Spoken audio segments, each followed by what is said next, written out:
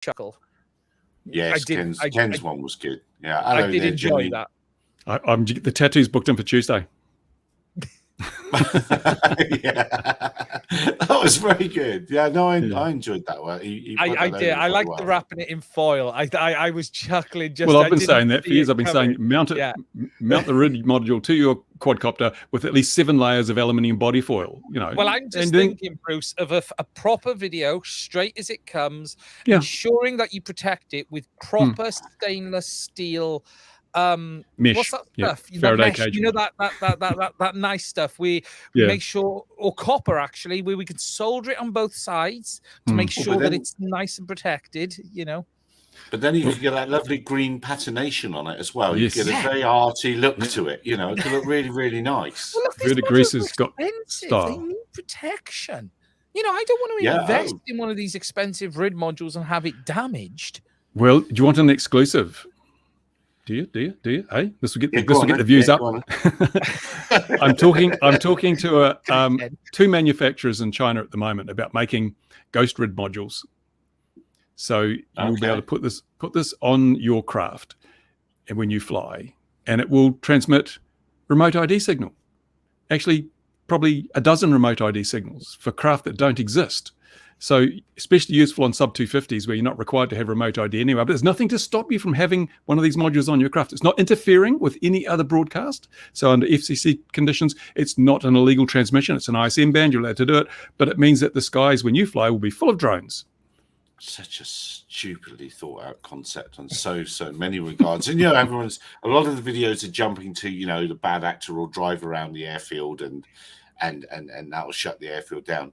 I guarantee loads of people will do that anyway. People will just have their things switched on in the car and won't be thinking about it because people are like that. And the thing is, I'm doing my video now, the one I'm going to drop for media, and that's basically titled "Ghost Drones Threaten the US Aviation Transport Industry," because people can, for apparently according to FAA, $50 buy a module, throw it off the end of a runway, or just use some double-sided tape, put it on one of the luggage trolleys traveling around the airport. There's lots of ways you can do this. Go to the car park, stick it in the car park. There's so many ways you can do it for $50. It's a good giggle, isn't it? Well, I think $50, Bruce, is high because an Express LRS module is ESP32. They all have Wi-Fi on board. I reckon it won't take much to flash an Express LRS module to toss out the right information. $9, you'll be able to flash a receiver to do it, tie it to a cat, and let it go running. Exactly. And the better thing is that if you've got yourself just a little Bluetooth module or Wi-Fi module, you can then put a power booster on it, 2-watt power booster, and a helical antenna. You can do this from 15 miles away.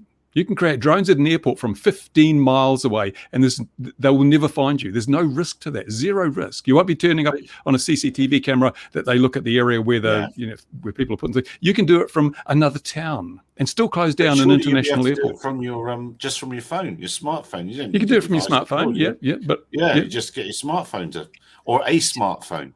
I think exactly on this whole look. I know. Look, Bruce has been doing a great job as highlighting it, and look, I'm a bit tired of the whole thing because we talked about this. Look, when did we start this? 4 years ago. Yeah. Do you know what I mean? And it's like it's like everyone's jumping up and down. I said this on Sunday stream, and I was just sitting here going, Bruce, me, Garrett, we were here 3 years ago shouting about this. I'm at the stage of going, it'll be like a dog license. It'll be like, the old CB license. Kem Herron made me laugh with the CB license and everything. People who want to comply will, people who don't won't. The world will continue to revolve. There is no way in hell they are going to have enough enforcement. If we look at the UK, right, they cannot turn up to a legitimate crime within. You can have your house broken into, and they will ask if anyone is hurt, if anyone was injured, if anyone was attacked. And if you say no, you might see them in 12 to 24 hours if you're lucky. Are they really going to be chasing around drones? I don't. Yeah, the worrying thing, though, is that fitting a remote ID exposes you, like this new UAS Sentry thing. They're talking about having a phone app that automatically determines if an FAA regulation has been broken by measuring the distance between drone and operator and things, and that can be reported to authorities. So if you're flying with remote ID, all your flights are going to be logged, and if they've got a quiet day at the FAA, they'll just trawl through the logs and find offences and send out notices. But it's not the FAA, is it? And I think that's the important thing. This hasn't been designed by the FAA for the FAA. The FAA will use it. The FAA would you build your own network if you can just pay so much a month to use the one that's much bigger and fully, functioned and it's managed for you? Well, I think the FAA part of this that people are bringing up is shooting the messenger. Really, it's the security services that wanted this, not the FAA. The UK CAA said as much when it started to be, when the DFT started talking about it in the UK, but of course they've acquiesced and it's coming anyway. But it's important to remember that's where it's come from, and I think it's important to bang on that that's where it's come from, because this has no bearing on aviation safety whatsoever, none at all. And but the thing is that the implementation has been left up to the FAA. They've been given a directive. We want this. So they could have changed the 250 gram limit. They could have changed the way it was implemented in a way that was more hobby friendly. But they chose just to do it easy and do it a way that really, really adversely impacts the good, the non-bad actors. I mean, the only people affected by this are law-abiding drone operators, and they are and they're not the problem. The bad actors are not going to be affected by this. It's like most of these laws, the innocent are being punished for the offences of the guilty, and it just creates resentment and a low level of compliance. Bruce, you know what I mean? Like over the years, I've seen hundreds of things like this. If I go back to the CB days, I was on SSB, and we had the SSB bands, and then we had the CBs, and then you got. People will do what they feel is right. If we look at speeding today as an example, there are people who have cars with the flipping number plates or the bikes with the flipping plate. The people will find a way of doing what they feel is right, and with that will come the consequences if they're caught. For me personally, if it becomes law in the UK, I'll just fit it. I don't care in the end. I've got nothing to hide. And if I wanted to fly somewhere where I didn't want them to see, then I just fly a quad without it. Now, for the Mavic users and, the ready to fly stuff, that is, it's baked in, isn't it? You know what I mean? The Mavics, the DJI world, we're in a situation where that's going to be baked in. That's all going to be tracked. Everyone's going to know about that. Is it great? No. I still fundamentally am against the pilot's location. That's my real concern in the whole thing. Still remains the danger and the effect on the pilot simply because of his location is compromised. And actually, for commercial operation, it's going to make your life even harder because you're responsible for ensuring the takeoff and landing area is secure. And now you're going to have a big beacon saying, "Here is my takeoff and landing area. Come find me." And you're going to have to be taking that into account. And I still probably think it's going to mean single ops is over. I find it hard to see how you could easily comply with single person operations with this in place, because the very simple reality is you might need a ground spotter now to ensure that someone doesn't come wandering into there's a far larger chance with remote ID of your landing area being compromised than there was without it, because you're now broadcasting the landing area, the takeoff and landing point. So you're, as a single commercial operator now, I'm not sure you can when this comes in. I think you're going to have someone watching for when that someone comes along with the phone, and that might even be a police officer, because the reality is you have a duty of care to them as well as the pilot, and I do think that gets forgotten too. Yeah, Sean's I want to raise that because he says, how about instead of all the effort to spoof things, spend time engaging in the political process? Sean, what rock are you living under? Everyone has tried the political process. It's geared to protect the decision makers, not those who are affected. In America, it's completely failed to deliver on results, and it always will fail because of we don't have the millions of dollars or people necessary to influence politicians. The process is flawed. We've seen that. And if you don't acknowledge that the process is flawed and just keep using it, well, that's Einstein's definition of insanity, doing the same thing over and over again, expecting a different result. And he says, if you promote people using ghost modules and spoofing airports to shut them down, would authorities not argue that you are the bad actor? I'm not promoting this. I'm just telling people what is likely to happen. And I would never do it, but I know there are people who will do it. Look at these environmental groups, the Extinction Revolution or whatever they are. I mean, they wanted to fly drones off. In fact, they got arrested for trying to fly drones off the end of Heathrow. And there are groups that will do this. But remember, they got arrested. They didn't have drones there. It was the very threat of it was enough. That was enough. So, Yeah. And in Germany, they break in and cover airplanes in orange paint. That's how willing they are to go to extremes to push their point. So if they can just buy a $50 module and disrupt an international airport, that's a much easier way than breaking through airport security with several cans of orange paint and trying to paint a citation on the runway. Are you going to hack off Sean and Bardwell in the same evening? Probably.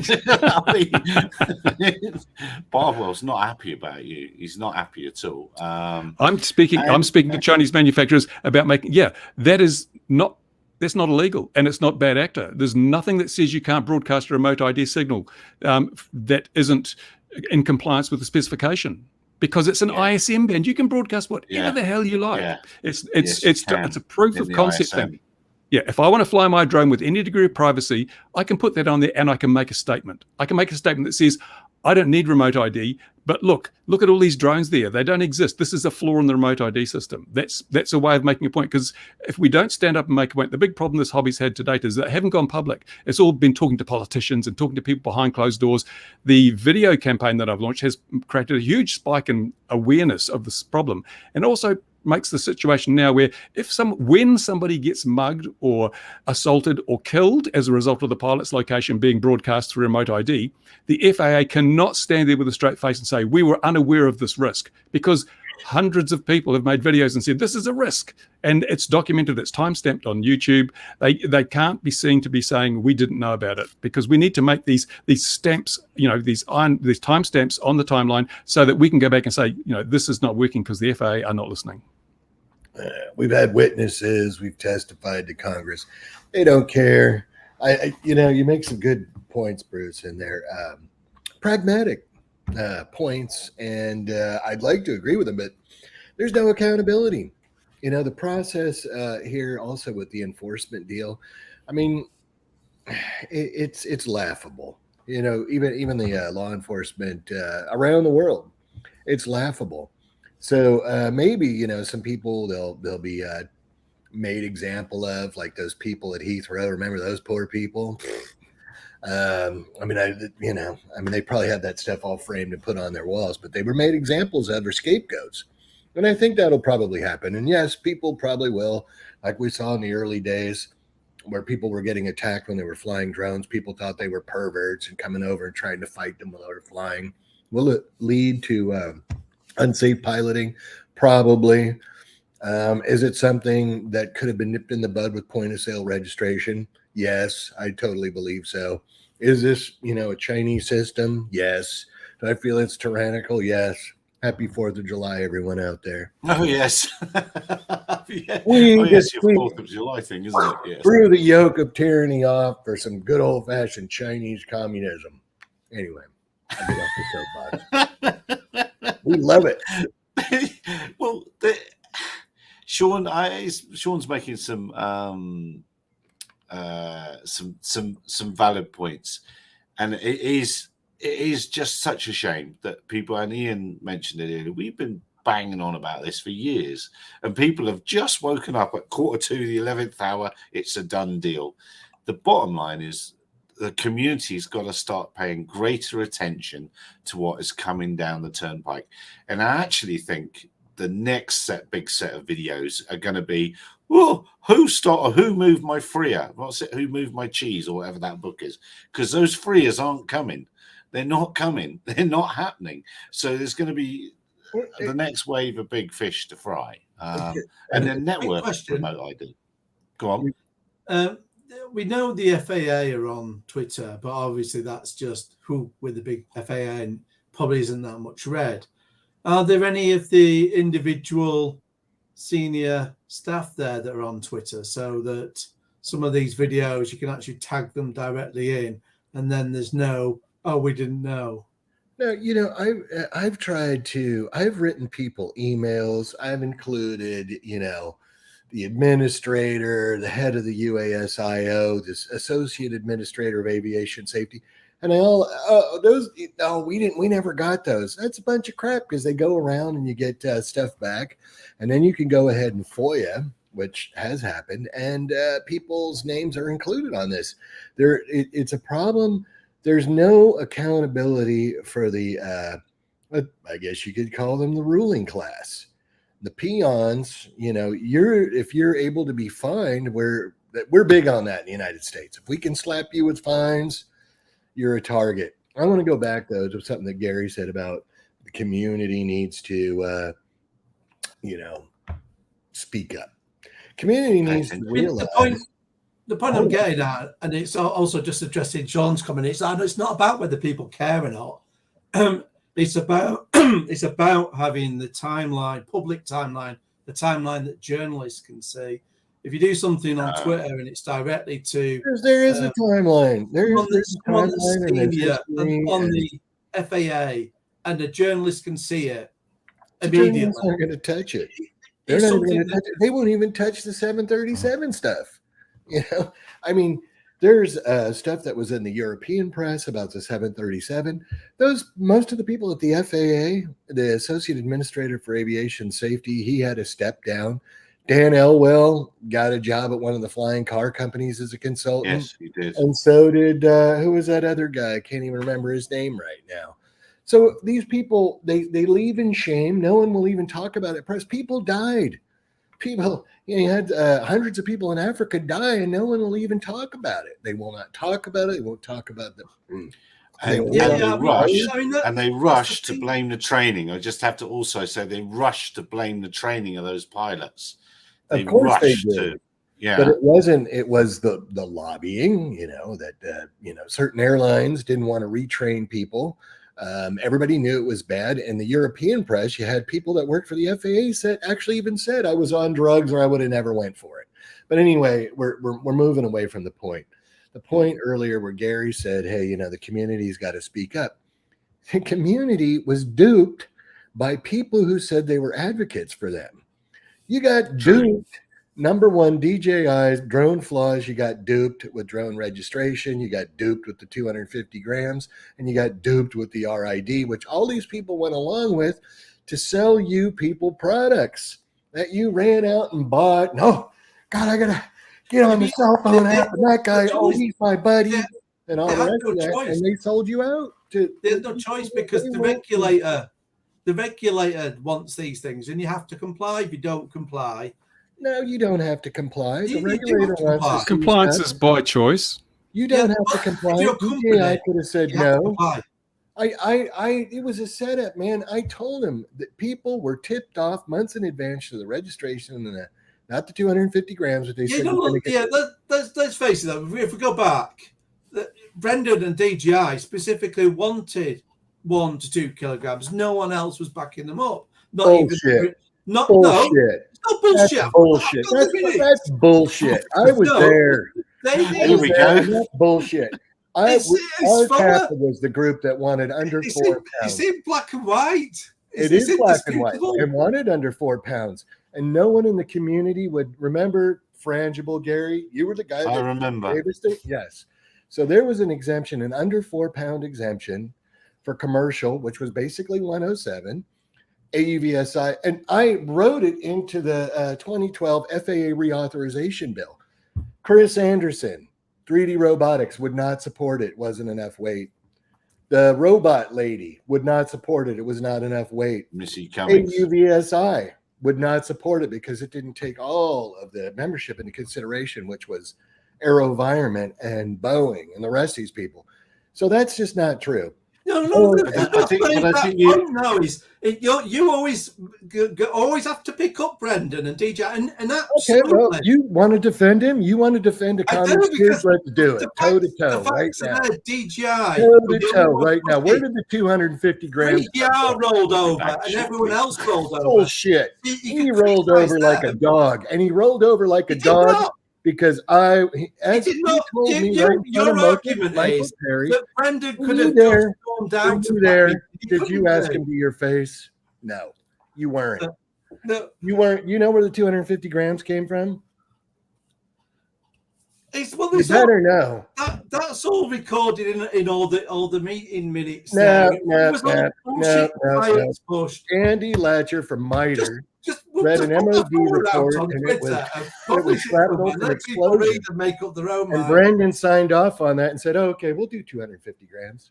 No, they didn't sign off on it. They had 2 days arguing it, and they had to give in because they were the only voice. You don't have to give in. You don't have to give in. You do have to give in. Is bull if he crap. just leaves, everyone else just signs it off anyway. So it made absolutely no difference. No, they didn't. All they did was 3DR's bridges with DJI's bridges with the FAA.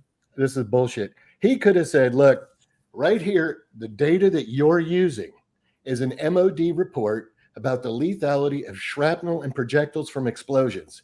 That is not what my company sells. They went down Excuse me. That's not what my customers do. I can't be a party to this craziness.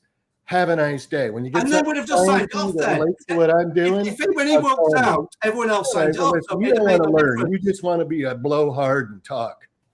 So whatever. That's what happened. I don't know what's a PPV. I don't know what that is. Help! I don't know stuff. Anyone know what a PPV is? This is better than Musk versus Zuckerberg. Oh, yes, there should be a pay-per-view event. Yeah. So, pay-per-view. But anyway, it's not pay-per-view. It's reality. The information's out there. How you got sold People out. read it, and you can make your own mind up. But DJI were pushing initially for 2 I think you have to frame. You've got to frame this in. You have to put some context into all of this.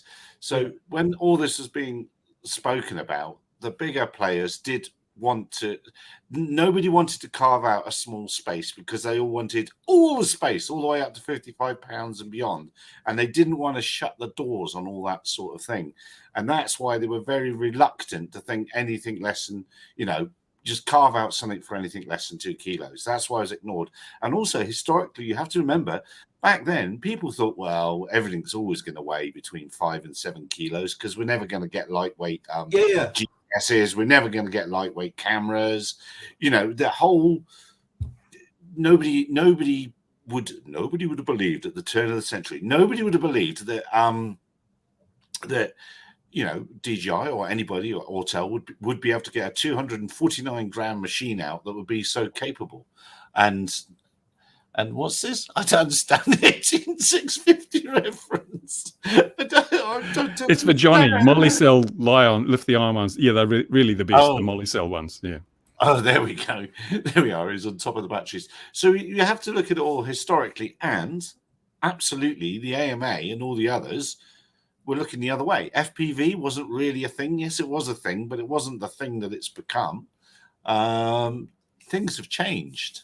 And unfortunately, we're living with the consequences of those meetings back then. And really what I wanted to say earlier, really, Patrick, wasn't that people must shout about it. It's people just must pay more attention to what's happening and look at what's coming. And then perhaps you can start shouting at it. But if you're not paying attention, then stuff is just going to arrive. And people are still saying, oh, the FAA are going to move it down the road. It's not going to happen on the 16th of September. They'll move it. Don't worry.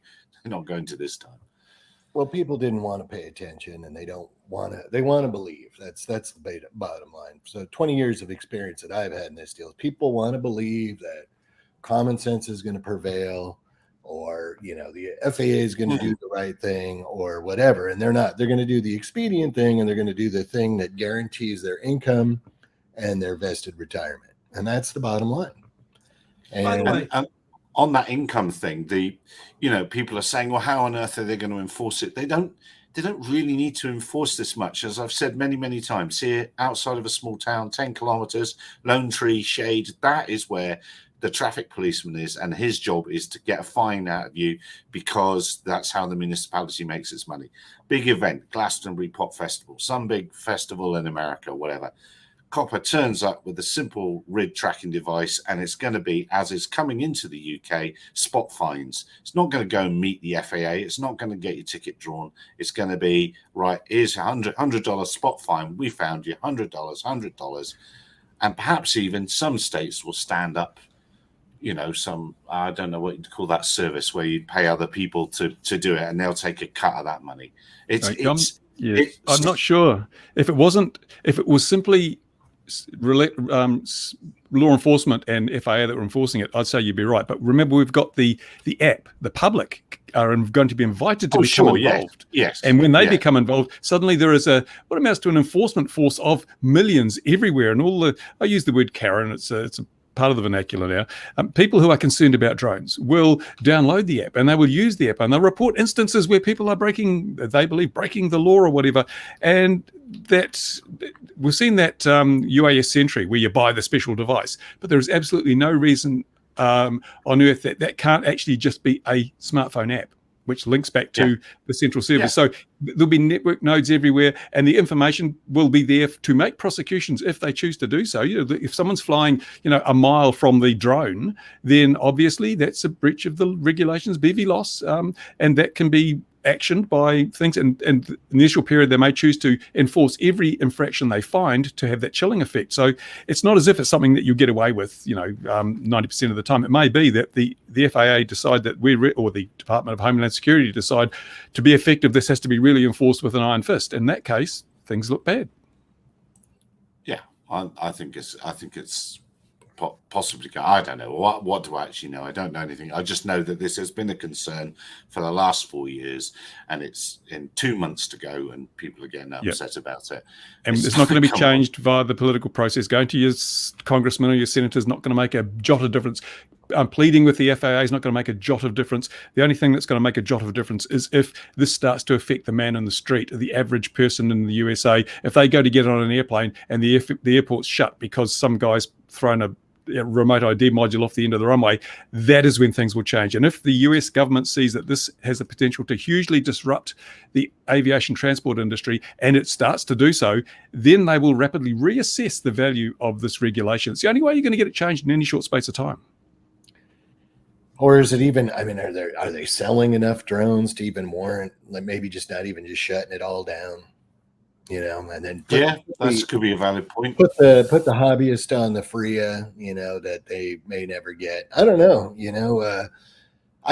I used to see people flying drones. I don't see people fly drones. I didn't even go last night. There was a drone light show for 4th of July, and they were going to do a world record attempt with 1,002 drones.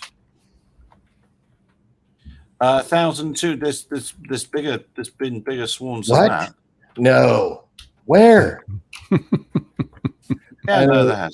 I didn't even go. It's 1,002 drones. It's a world Guinness Book of World Records was going to be there and everything. Did anyone see the dragon video?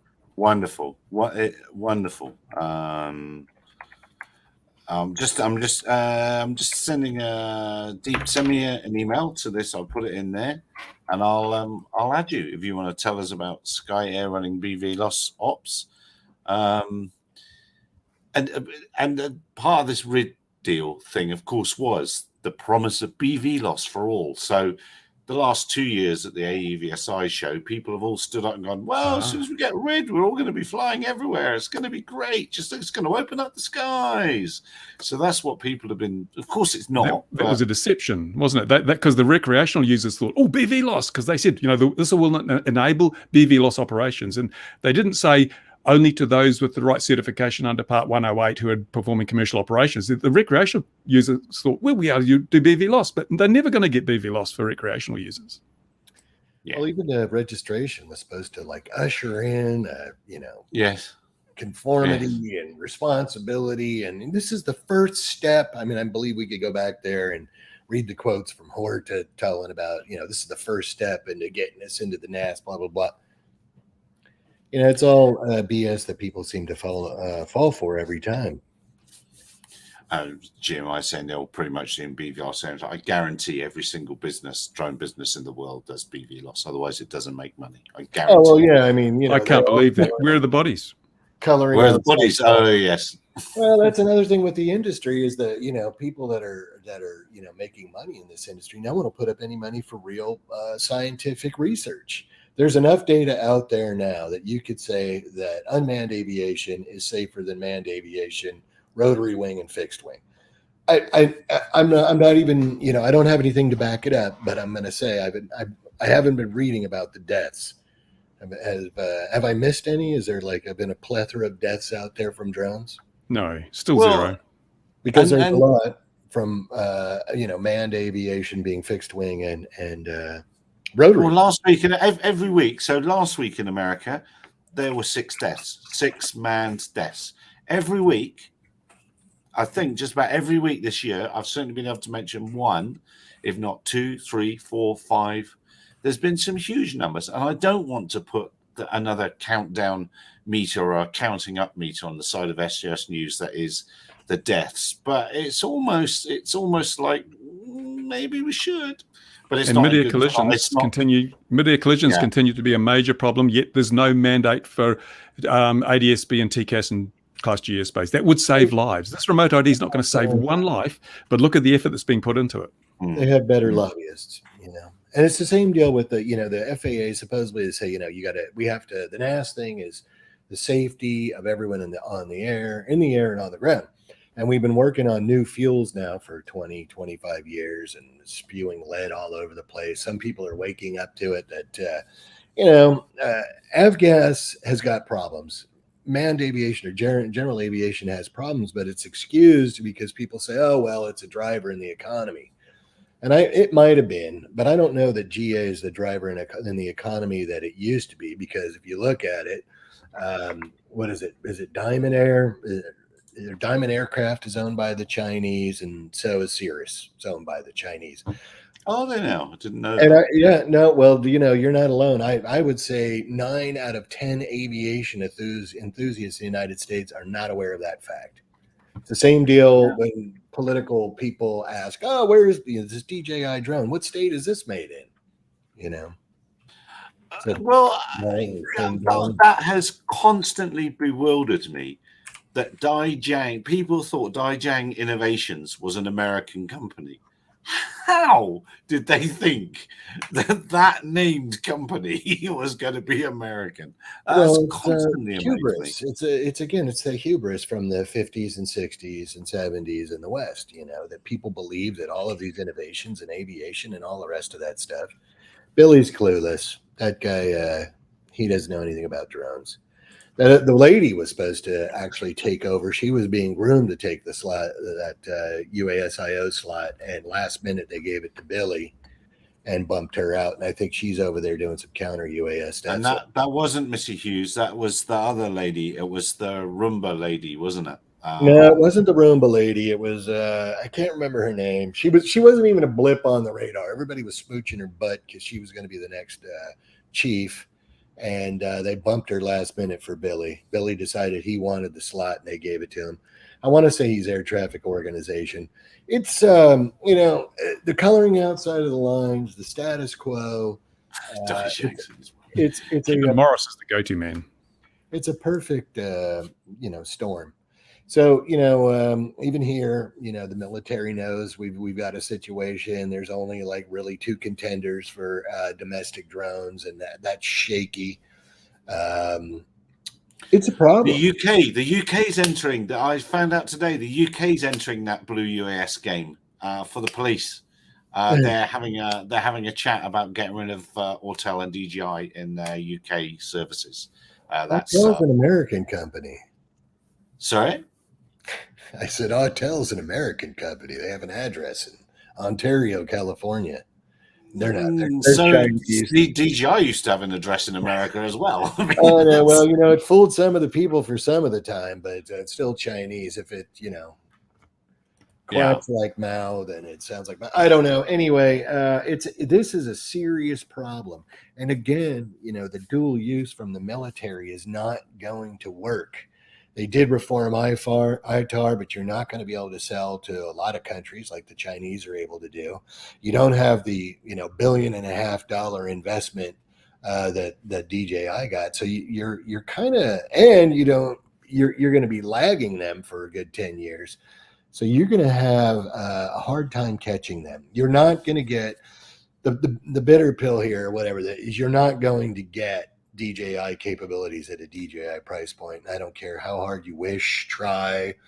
You can throw the bones to the wish doctor, whatever you want to do. It's just not going to happen. I can. But in fact, we had a ceremony next door just last week. So yeah, we can. Yeah, we can do that. Offline, we'll have to talk about this. I'm interested in that. Oh, yeah. Ridges the future. Yeah, that's what Ian believes. That man at the top. That's what he believes. He's all pro. He's in fact a module manufacturer, I believe. That's why he's not been here much. He's been stacking them up in Wales, Welsh Rid.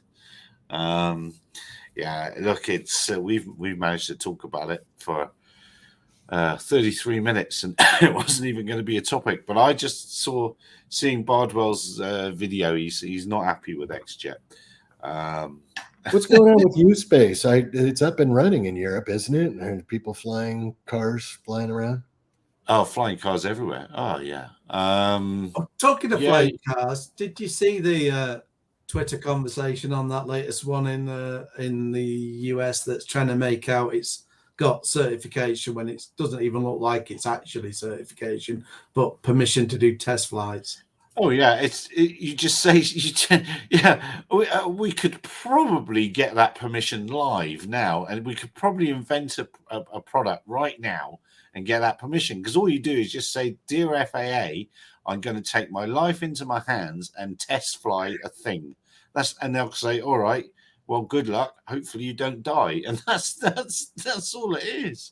But they said in the news story, Gary, that they'd be selling them by 2025. And then the funny thing is, you have them coming to market, making out they've got proprietary software. And we all know that making that kind of software is a 10-year development, potentially. You know, it's in those kind of figures, because that's how long it's taken drone software to get where it is. And then they've got pictures where you look back where they've got their development team, and in the middle of the table is the original APM, so the pre-Pixar. So that's what they were actually playing about with initially. So it does suggest they have done the usual trick of, let's use this open source thing and let's say it's proprietary. Maybe we'll take a fork and we'll change one line of code and it is ours. Oh yeah, the AVSI is completely for it, because it's the future. It's part of the green program, and it's going to enable everything, anything you want. It's all coming. It's going to be beautiful. It's going to be brilliant. It's going to be just a ticket, just a job. So large. Yeah, I don't know. Well, it's the same in Europe. I'm going to say the battle was lost in America. It's the same in Europe. It was not invented here, and there's no way anybody else can do it better than us. And that was the attitude in Europe, and it was the attitude in America. And guess what? The Chinese just quietly plodded on and got the job done. So that's what did for us all, really, back in the day. Now, Ian has been very... Oh, hello. What have we got to read here? Is this a foyer? I can't read that. Not even in the best of days. So I'll just say, this is the FAA meeting minutes sort of disputing earlier, and here we are. DJI what date? What date? Another minimum standard of 1.5 kilograms. So they were there again. They were pushed down from 2. No, but what date? And the whole meeting just goes through that. 4th of November, 2015.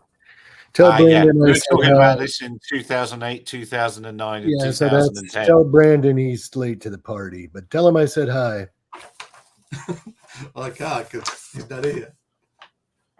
Yeah, Nick. Oh, Nick sent me lots of things about Ridge. I should have had Nick. AVSI came on and they did applaud the remote during the FAA lawsuit. Yeah. It just the most annoying thing for the most annoying thing for me is it has nothing to do with aviation safety, nothing to do with it at all. So that then just makes Gary's going slow-mo to my mind. Absolutely important. You were for a moment. Yeah. The interesting thing on this Rid thing is that, you know, talking about innovation and progress and stepping forward, it's really hitting 107 pilots the hardest. Every drone has to have a remote ID unit on it. And if you're flying, even if you're flying little small hobby drones and doing work, you've got to have remote ID on it. Sometimes it makes something like a tiny whoop impractical to fly. You can no longer fly it under Part 107. So it is crippling some aspects of the commercial drone industry. And I see, or did you see on Twitter that DJI are apologizing because they won't have the RID software ready for the Mavic 2 and the Mavic Air original, whatever, until probably Christmas? Well, they've had bloody 2 years notice. What's the holdup? Don't they have any software developers there? And they're apologizing. Thank you for your patience. Well, no, people don't have an option. They've got to wait or they've got to buy a module. Yeah, or buy a new drone. They won't deliver the software. No. The other thing, could I ask you guys? So I went into a big hobby shop just, I think it was yesterday, and from the good old days of Gosh, the they still exist. They do, but it's like one aisle. I mean, there's nothing there. And it's all these, well, you've got several ready to fly kits. But if you're not interested in flying those. Do they have standard remote ID in them? Because legally they have to. Well, even that, but it's just, I mean, it has decimated the hobby. And I think that the RID thing is going to put the last nail in the coffin. It's just like everything else in life. There used to be lots of variety. You could buy things from different places. Now you have one or two vendors. You got 5 choices. It's really not that much, or not very exciting. They're really all the same airframe with different stickers on them. But even besides that, the hobby thing, I mean, I heard somebody was like, oh, Chad from AMA said he's gonna XYZ do something. I mean, I don't even remember, because those guys have, if they weren't shooting themselves in the foot, their advocates in the hobby world and the drone world were shooting them in the foot. And that pretty much that deal is just dead in the water. And it's still one of those deals you go out to the field and there's the pecking order and all the crap that the hobbyist had that I wasn't interested when the electric revolution came about. So what are the hobby shops like in your respective countries? Anyone? They're full of model We don't cars. have any. We're not around here. Even a lot of the dedicated drone shops have closed down over the time. They started originally selling DJI stuff. As DJI went mainly to selling directly, they've gradually faded out. I suspect probably sales they will have definitely declined. And then so they went down to like 250 gram, a lot of that, and then they've gradually faded out. So you tend to have more of your specialized shops, like you've got your 3DXR, which is just your open source and round, your Cube Pilot stuff and similar stuff to that. So that's doing fine. But yeah, a lot of your general hobby stuff is, I think, it's certainly far fewer. But you could wind that back to Hobby King, couldn't you? In a lot of ways, I think Hobby King. In some ways, really but I mean, if killed. I want to buy balsa wool, I've got to travel over an hour, and then I get a selection of whatever's left in the stand because it's being updated once every year. It's like the traditional hobby. It's just completely dead, because balsa wood's something you can't really buy mail order because it'll get broken on the trip, and also if you want quarter grain versus soft, and you've got to choose it yourself. Get your fingernail in the end of it there. Those things you have to do in person, and that side of the hobby is just completely dead. I've got a stock of balsa wood that I'm tuning through, and once it's gone, I don't know what I'll do when it comes to actually scratch building models that are going to be beyond the scope of foam board. Sounds like the Native American man talking about how he would pick out the wood to make the bow and the arrows. Exactly. He would go that far, and then you take the rock. That's how far we're going back there, Bruce. I'm not making fun. You are the village elder, and we are. I have the original X-Acto modeling knife carved from granite. It's got a granite blade. That's how far back I go. With a saber-toothed tiger handle. Tooth. Yeah. I'm interested to hear Ian's take that DJI won't update that RID software. Why would you so quickly say they won't have it done? Anything that's not current, they won't do. We've been here before. DJI let's talk about promises DJI have broken. If we're going to go that, because that's what you got to look at. Okay, let's start with they never fixed the Z3 for the Inspire 2. Sorry, the Inspire 1. The Inspire 2, they never released the Osmo, which they promised. They dumped track antenna. They dumped Crystal Sky. Crystal Sky today, the Google Map services no longer works because Google's API has expired, and DJI, who sold this $800 device to users, have not updated it. There's history littered with DJI products they ban, and that's fine. Look, DJI is a company that looks forward, not backwards, and we know how they behave. The very fact that if it's customer services saying, hey, if it's an actual statement from DJI, a proper one on their blog, I'd believe it. If it is customer services saying, hey, it's not going to be ready, it's complete BS, because their customer services reps have no influence on what the engineering teams do. And look, the work involved in winding this backwards isn't great, but it is risky, because they're going to have to rewrite core parts of the firmware, especially the RF firmware, to do this. And as a result of that, there will be then implications down the road. So what bugs do you then introduce? Where do you go with this? So if we look at what the current products are today, Mavic 3, Mini 3, even the A2S, I'd be shocked if they actually do it. But Mavic 3, Mini 3, Inspire 3, M300, M30. That's their commercial. That's where they're at today. To go backwards on the Mavic 2, that is opening up a whole world of pain from a software development point of view. It's a completely different RF chipset. In fact, it's not even the same core chipset they're using today. If we then start looking at maybe the M200, maybe there's logic in doing that as a commercial product with a big enough use space. Maybe you might even see the Phantom 4 Pro, maybe, but the version 2, which is OcuSync based. And it's worth remembering they've also sold that as a multi-spectral version as well. So there are versions of that drone that there are some big commercial users wanting to use. But to go backwards on the Mavic 2, technically it would be very complex for them. Can they do it? Yes, but it's the dev cost up front. For what benefit? These, you know, the where is the benefit? A Mavic 2 is now 3.5 years old, and we're around the corner from the next release of the next products. I'll be honest, I think it's probably a bad idea for them to do it from a user perspective as well, because the real concern will be, if they do it and they introduce problems, are they going to fix those problems? We've been actually left with that. If we look at the FPV system, they introduced backwards. Actually, it's not right to use the words backwards compatibility, but they introduced a mode with the new goggles that worked with the old air units. It's as half-baked as it comes. That was done 10th of December, and we're now June, and they still haven't fixed it. So just July. It might be July, June in actually, Wales, yeah. but it's July in the rest of the world. Yeah, you've got to June in Wales. You've got to be careful what you wish for. They may bring it to older models, but with that comes risk of them introducing another 10 problems, more NFCs. If they then update the FlySafe database, how many users have actually updated their firmware on these drones in the last 3 years? You know, many people don't do it for good reason as well. So I think they'll update the current models, and they'll look back at some very select industrial ones, and that is it. And from a purely commercial point of view, why would you invest all that money rewriting code and doing something you're not going to get paid for, because it'll be a free update, when you could simply say to those people, you need to buy a new drone, and then you make money out of their sales? And look, can anyone really complain?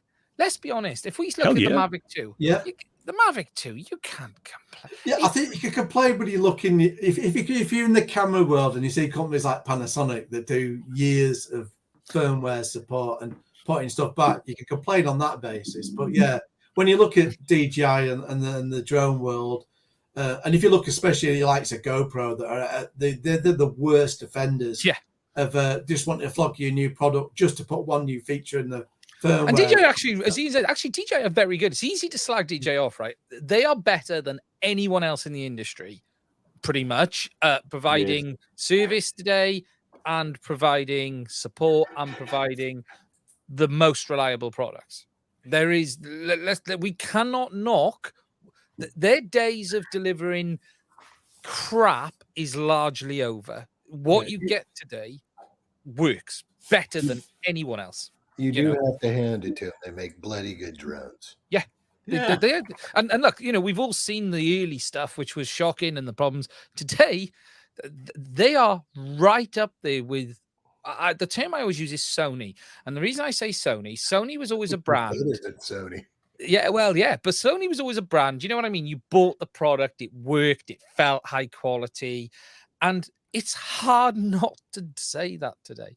I also think the camera drone world's over. I think that's done, and I don't know if anyone else has seen this. The advertisements for the Inspire 3, they are bombarding people on that with marketing because I just don't think it's selling. There's articles every 2 days of some high-end photographer using it for this and that. It's very niche. I mean, it'll sell in the US, but I know there's commercial operators over here that work in your sort of TV and film space, and there's a few of them saying, "I just can't justify it," compared to what I've got at the moment with my Inspire and the investment I've got, because you're looking it's at too late, isn't it? Yeah, I mean, you've got to get.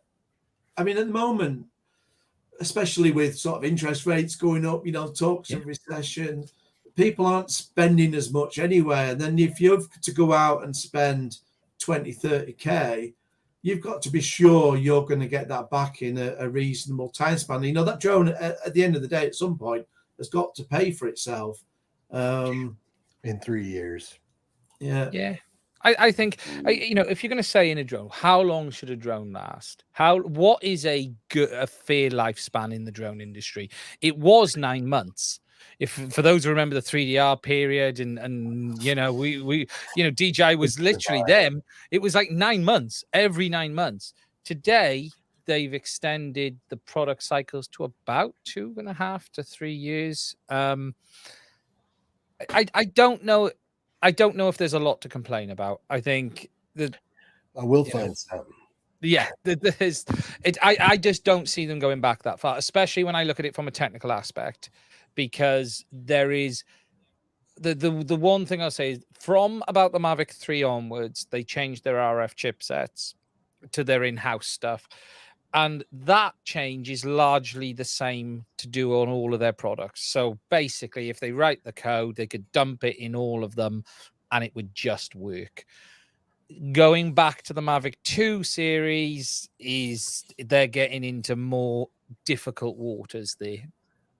No, it's completely different teams, isn't it? They're famous for putting a different team onto each different project, so there's no continuity in what the apps do. And I'm actually waiting for the noise on FPV because look, 03, which we have today, there's zero reason 03 can't comply with remote ID now. It's lacking a GPS, but that's fixable very, very easily. You deal with the phone, isn't it? Yeah, you could strip the data out of the MSP stream, which is there already. So you'd need to plug a GPS into your flight controller, but that data, it's all there. They can read it. And I'm actually intrigued to see if they offer this or force this on FPV. And I actually think they will. And I think it's not a bad thing for people because it'll be an option. It's there in the Mavic, not the Mavic, sorry, the Avata. It's the same thing, whether it's forced or not is another question. That's down to DJI to decide what they do. But I would not be shocked to see 03 get remote ID. I just wouldn't be shocked at all. If they force it, they're going to force everyone to alternative platforms. All the freestylers will just abandon them. And I don't know if they're prepared to take that risk because the freestyle market is a huge user of the 03. What will be interesting, Bruce, is if the ham file turns it off. That will be that'll be the interesting one. But now, so the people that are doing the freestyle FPV, and I don't really keep up with that, but I mean, is it still, are people, going through airframes every couple of months and all new parts? Every couple of days. Couple of days, yeah. I don't even so I don't know. All right, well, we'll see what happens. But those they won't comply. Like, let's be honest, right? Your guys flying in abandoned buildings where they're climbing through windows to get in, they're not going to be fitting remote ID. This isn't about encouraging it or anything. Let's be realistic here. There is a subsection of the FPV community that basically enters an a property they don't own, flies around it for the day, and gets out, they're not going to be putting remote ID modules on. There's actually no logic in there being remote ID there anyway, because they're flying somewhere they shouldn't be for starters. So, remote ID is going to affect people's flight sites, the official locations, and then individuals flying like I do in open areas that choose to comply with the law or don't. But at the end of the day, like any law, it's down to each person to decide what they feel is right. The interesting thing is that I would assume that the Department of Homeland Security sees that the camera drone, autonomous GPS guided drone is the real issue, the real problem. That's the one that has traditionally been involved in most of the incidents. We don't hear of, foam piper cubs menacing airports or people with freestyle drones spying through someone's window. So what I can't understand is why the FAA didn't produce a carve out for those low risk profile parts of the UAS market, the traditional hobby, not outside of freers as well, just a general carve out for them and people that are flying non-GPS equipped drones. It would still have had 99% the effect without the impact on the innocent, the people who aren't the problem element. I sort of know half the reason. There's a bloke in the top right who was at a thing, probably 2009, when the Department of Homeland Security saw a model jet. And that frightened the bejesus out of them. They didn't know those model jets existed, did they, Patrick? And they wanted models gone then. A lot of people didn't know, and the FAA had no idea what the model community was doing, had no idea. I mean, I remember watching people from the FAA at a demonstration. The guy was flying an, I think it was a 60 size or a 90 size 3D helicopter. And they were just like, they were blown away. They didn't know you could do that. They didn't know the jet thing. They didn't know anything that was going on. But really, I think it was a power grab. It's like I said, that was 2009 too. Actually, it was the meeting right after that the woman from Air Traffic Organization came in and goes, well, we're going to write the rules for the hobby, and that's what's happening now with the Freer thing, with the RID modules and the Freer thing. That's exactly what's happening now. They're not rushing to roll Freers out, even for the AMA, who thought they'd opened the chocolate bar and got the golden ticket, and that's not working for them. And I'm almost going to say, mark my words, old young man, on the 16th of September, the FAA will say, look, I mean, so many people are complying with this remote ID. I mean, do we really need to bother with this Freer thing? I don't know. What's your take on that? Have I said that completely wrong, Bruce? No, you're probably right. I mean, they've given reasons why they haven't approved any Freers yet to do with the environmental impact report. And there's got to be a 90-day period after the consultation that expires mid this month. So they're going to be starting to roll out Freer approvals after that. But even so, the whole thing is flawed with 115,000 educational institutions and 2,000 AMA clubs and other CBO fields with 4,000 Freers. Someone's missing out. Count and 4,000. The weasel words of the duplicity, the hypocrisy, the lies that the FAA spread. We're all in favor of STEM, and they get behind. They have these videos showing how they're pushing STEM. How the hell can you do STEM when you've got 4,000 Freers for 115,000 educational institutions? Because it's bigger than just this. I've learned a lot. One of the things that the people that were involved in the rulemaking and convincing with the FAA and whatever else do not understand how the federal government works here in the United States. And, the environmental impact reports, then there's going to be not HIPAA stuff, but Americans with Disability Act stuff. It's just an expensive nightmare. And the bureaucrat looks at it and goes, oh, this is great. I got job security for my whole career. And then, it's going to be good. As far as there's any practicality of how it's going to work, the infrastructure, the paperwork, what is actually going to take to implement all this, nobody thinks about that. We're just going to CYA it. There's Werner. The whole USA will be probably, but the STEM education thing, that's another thing that's a total joke. STEM education, by and large, in this country is coding, and now we're starting to realize.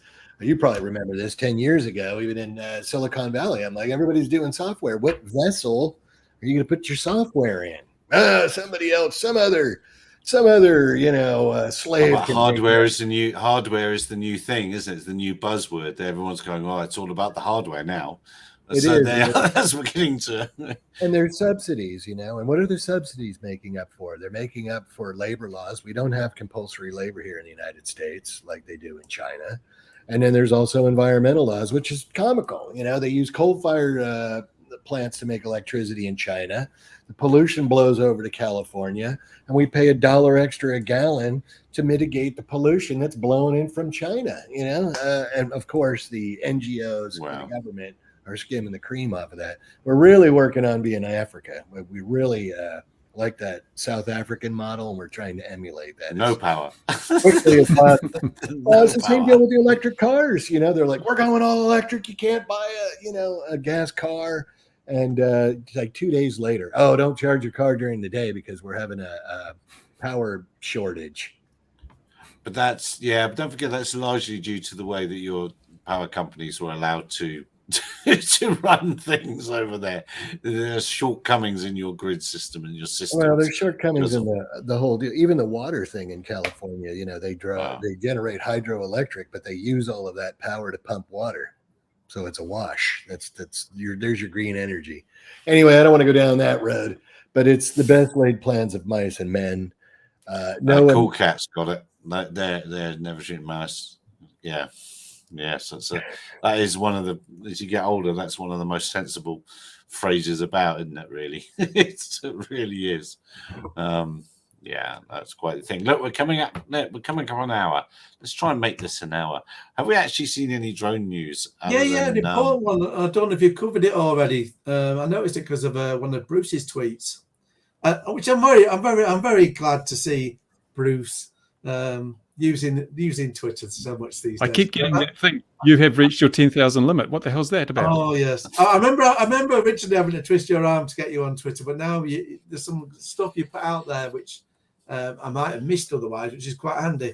But there was a CPN against the drone hobby who actually had a model flyer with 2 acres of his own land who had a CPN used against him. Have we mentioned that? No, I saw that. Wasn't it a retiree or something? Yeah, so you've got this retiree that's got cancer, and the CPN, which is like it's basically a replacement for an ASBO. An ASBO, they're a pretty serious thing. So it's basically it was more to target people like that would go into your city centre and they'd be repeated shoplifters. So it was that kind of thing, you'd be out and you'd be a criminal and they'd say, look, we're going to stop you, repeating this. It'd be like it'd be slightly a pettier crime where maybe the police wouldn't want to take it to the court, but say, if you persist in this, then you're going to end up there. So they replaced the ASBO, which is what's now called a CPN, but the councils can put these out as well. So when I originally saw this, I imagined it might be a council, but it was shocking that it was actually a police officer, and the retiree himself said that he felt the police officer was using it vindictively. So it sounds like now it's been overturned, that he's had to kick up a fuss. But I mean, this was bonkers when it's 2 acres of your own land. You're flying on it. You're doing no harm to anyone. It wasn't breaching any CAA regs. So they're like, well, we can't get you on this. So we will use this other legislative means that we've got to hand, use it against you. So I just thought that's this is where again speaks back to the rig thing, where the spot fines are coming, and that's this is people saying they're not going to bother finding me. No, they won't if you're on your 2 acres, probably. But if you're flying on the edge of some Stonehenge, people fly over Stonehenge all the time, and they're in contravention, they're in a danger area in Stonehenge. You could stand at Stonehenge at dawn and make yourself a couple of £100 easily in your fixed penalty notices every day. Tower Bridge, there's always people at Tower Bridge. So there's all sorts of places where you can make just a little bit of money, and that's what's going to happen. Yeah. Well, I think with a lot of that, they'd struggle to make any money because a lot of it's not actually your local drone users. It's tourists. They're bringing the drone across. Well, that's fine. But if they're spouting out red, because people have, Well, because people with the new DJI drone are going to have you've rigs got nowhere to coming post out. the fine because they're in a different country and legislation isn't going to allow you to send it abroad. You just And stop you them need- at the No, but border they'll before just they they'll leave. find you. They'll walk up to you. Oh, it's They'll be different. there. Yeah, They'll if they come up and grab you, yeah, it's different matter. They'll be like, pay the fine or take your drone. Yeah. Not Yeah. fair play for that. Yeah. They No, have they'll walk up. camera at the Golden Gate Bridge. I went up there years ago to go fly. I swear to God, I barely got off the ground. The guy's tapping me on the shoulder. Hey, you can't fly that here. Yeah. Where did you come from? No, that's right. They won't be targeting exactly remote flyers, major events, busy public places. Exactly. So that's kind of nothing to do with aviation safety. Yeah, but they kind of catch these people anyway. Look at the guy in the stadium got caught, and this is before remote ID, and people are still getting caught. So remote ID solves what problem? Well, it's not going to solve a lot of problems. I really can't talk about it, but it is still a problem, and there's not really enforcement's an issue. And Nick's talking. Nick earlier was talking that we're talking about it's air taxis, delivery, and Congress is confusing. Perhaps commercial hobby flyers and all that sort of thing. So let me summarize where I think it affects commercial AAM, UAM, because you're not going to be getting the engineers. It's going to stop.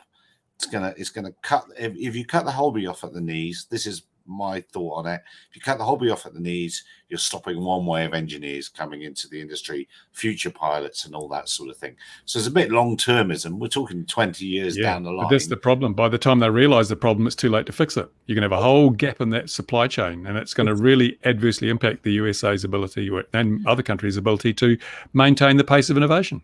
It's already. And then the next part of that is with the AUVSI and other people going rah rah rah at the show and going rah rah rah for their green UAS program. The green US program is the final nail in the coffin of the American drone industry. Innovation startups. I needed to qualify that a little bit. Your big companies, your Lockheed Martins, they'll be all right. Pull up the ladder, Jack. We're okay.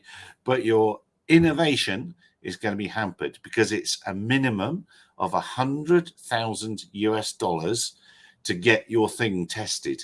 There is no little startup. So Skydio and Teal and all that lot are quite lucky that they got through before all this wonderful innovation started coming. They got it through on the cheaper ticket. So I don't know. I'm ranting. Here's the problem. So green isn't money. It's money. And the problem is money. So there are a lot of people that are trying to get military contracts, and you can get $1 million or whatever. But you guys have probably noticed this too, that $1 million doesn't go as far as it used to go years ago. So to go through it quick. Yeah, to open a company right here in the United States, you got to get a place, whatever else. But if you want to hire an engineer that can actually write real code, or everybody talks about machine learning or AI, this person's going to make a lot of money. People go to the universities and work with the universities and things like that, but everyone talks about this valley of death. And you get to a certain point, you get your $1 million or $1.2 million, and you go along and you're working. Well, that doesn't really last very long. And then so if you're going to have to write code, manufacture a product and make sure it works and go through the paces and all the rest of that. And then suppose you got the unicorn, then you're going to have to go out there and you're going to have to go to these demos, which you're going to probably have to pay for yourself. You're going to have to get yourself out there. You're going to have to food, lodging, cars, all the rest of that stuff. And then so you make it there, they think it's great. It's all good. Okay. Sounds good. And then you're going to have to go through this certification deal. And you're already out of money. You've withered on the vine. So I keep kind of reiterating to people, if you want a DJI style solution in Western countries, you're going to need the government's going to need to invest $1.5 billion, and not across the board, but in a company. And then we'll be talking. I still don't think you'll catch DJI because they have such a colossal head start. process, the robotic manufacturing, all the rest of that, and they can sell anywhere in the world. Those factors, it's just going to be near impossible for anyone to compete with that. Even if you do sell to the military, how many are you going to sell? How many are you going to sell? Well, in Ukraine, they're probably selling a few, eh? Yeah, but what are they, like, made out of cardboard? And what are those? Yeah, but even DJI, they're going through so many of those Mavics. So I don't know how many they're selling into there. People are donating them and raising money, and all the. Well, I bet that is testing DJI's ability to produce at scale. I bet you it is, because they're able to do it. Now, remember, they got upset with us when we found out that it was like 8,000 a day they were selling years ago. Right. So goodness knows what they're selling now worldwide, and with that as well. But before we go, I just want to ask in another DJI sort of question, because there's rumors of there's another thing coming soon, isn't there? I can't be asked to know which one it is. Apparently, yeah. Apparently, we got an A2. Well, no, actually A3. A3, that's right. Which is DJI following their recent trend of let's add more cameras. It appears to be a dual camera setup. I don't quite get this obsession with more lenses. If we look at the Mavic 3 Pro now, it's 3. And okay, they're going to do 2. I sort of get it on the Mavic 3, but I don't. Look at your smartphone. Look at your smartphone. How many lenses has that got? But that's again, I do get it, but I don't. What they used to do is you had a Mavic which had the zoom version and the larger sensor version, and they seem to be combining that now, which, okay, it's an interesting one. But there's also talk of a Mini 4, which everyone's sort of saying, they're surprised. I'm really not. If products aren't selling, then what you need to do, you turn over the stock as quick as you can. And if what you're selling today isn't really gaining interest, then you need to either rebadge it, you need to change it, you need to paint it pink, do whatever you need to do to get it off the shelves. And DJI are very clever in how they manufacture it. They're not going to knock out 10 million drones and wait for them to sell. They'll be doing batch and batch and batch. And what they can do is go, right, the sales have slowed so much, let's knock that next batch on the head, let's go back to the drawing board, do something a bit different and push that out. I need to talk to DJI's marketing people, because they need to make a sub 250 with a without remote ID and call it the Freedom Drone. The Freedom Drone from China. I think the interesting one is if we will see a replacement for the Potato, which is the FPV drone. That is in a market that still could be capitalized. I think most of the people have bought the FPV drone and moved on to real FPV drones, and I think the people with the Avatar are happy with the Avatar, and I don't think you'll get much beyond that. And don't forget that remote ID is coming to China next year. Yeah, they've announced alongside everything else they track you with.